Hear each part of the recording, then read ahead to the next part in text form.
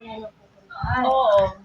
Eh ngayon, ang utang niya kasi nasa 8 buwan nata. Eh magkano yun sa 8 buwan? Oo.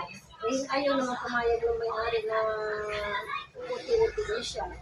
Sige, sabi Ay niya, guys, hindi naman lahat yung ibinigay kasi ikukwento ko, ididetalye ko sa inyo yung mga ano na to yung iba-ibang klaseng pera na nandito. yung sa kanya lang yun. Tsaka ko ikukwento sa inyo isa-isa. Tingnan nyo, ididetalye ko sa inyo. This is a sort of collection ng iba-ibang pera galing sa ibang bansa. See? Ibig sabihin, ito'y isang katas ng isang tao, isang babae, isang ina na mayroong Pangarap sa 4 na anak na kailangan niyang, kumbaga sad-sad nagsisimula sa wala, pero ito ngay naging collection. Saka ko na ikukwento sa inyo. Yan. Bye-bye for now kasi dumaan lang ako dito.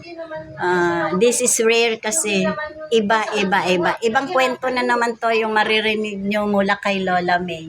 Diba sinasabi ko, lahat ng content ko is walang halong kasinungalingan, walang halong ka-edit-edit, kundi lahat totoo at totoong pangyayari. So, itong mga pera na to na nakikita natin, yan, lalapitan ko na kasi wala na yung tao. Yan, kasi may privacy silang tinatawag tayo. Kaya ito, ididetalye ko sa inyo, isa-isa ang kwento behind dito sa mga pera na to. Kaya huwag kayong mawala, mga guys, panibagong content ni Lola May. Yan. Yung ang alam ko lang ng mga pera dito is yung dollars, and then, ewan ko, maghahanap ako ng lapad kung mayroon dito. Lapad, yen. Maghahanap ako ng yen. Kasi yung eto, this one. Yan, this one. Kasi yun lang ang kilala kong mga pera. Alam mo naman, tumanda na ako sa Japan. So, ito. Tsaka dollars. Yan, dollars.